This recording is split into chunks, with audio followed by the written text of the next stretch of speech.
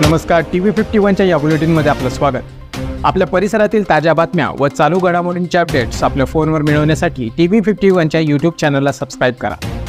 बातम्यांचे नोटिफिकेशन्स मिळवण्यासाठी बेल आयकॉनवर क्लिक करायला विसरू नका।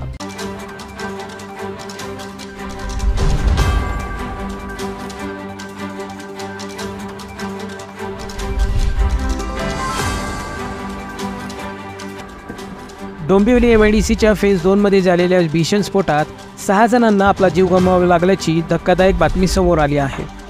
स्फोटाच्या भीषण आवाजानंतर काही वेळातच आगीचे व धुराचे लोळ परिसरात पसरले होते। या भीषण दुर्घटनेत 6 कामगारांचा आगीत होरपळून मृत्यू झाल्याची माहिती समोर आली आहे। अमुदान केमिकल कंपनीत लागलेली ही आग नियंत्रणात आणण्यास अग्निशमन दलाला यश आलं आहे। आगीची तीव्रता व धुराचे लोळ परिसरात पसरत असल्याने अग्निशमनच्या जवानांना आग विझवताना मोठी कसरत करावी लागली। दरम्यान या केमिकल कंपनीत झालेल्या स्फोटामध्ये 5 ते 10 जण गंभीर जखमी झाले आहेत। त्यांच्यावर जवळच्या रुग्णालयात उपचार सुरू आहेत। अनेक तास उलटल्यानंतरही हा स्फोट नेमका कशामुळे झाला याची अधिकृत माहिती उपलब्ध झालेली नाही। 3 ते 4 किलोमीटरपर्यंत स्फोटांचा आवाज असल्याने नागरिकांमध्ये भीतीचे वातावरण निर्माण झाले होते।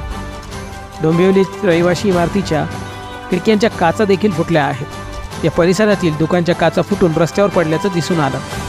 या बॉयलरच्या स्फोटाचा आवाज सुमारे 3 ते 4 किलोमीटरपर्यंत ऐकू आला। आजूबाजूच्या घरांच्या, हॉटेल्स आणि ऑफिसच्या काचा फुटल्याचे व्हिडिओ व फोटो सोशल मीडियावरून समोर आले आहेत।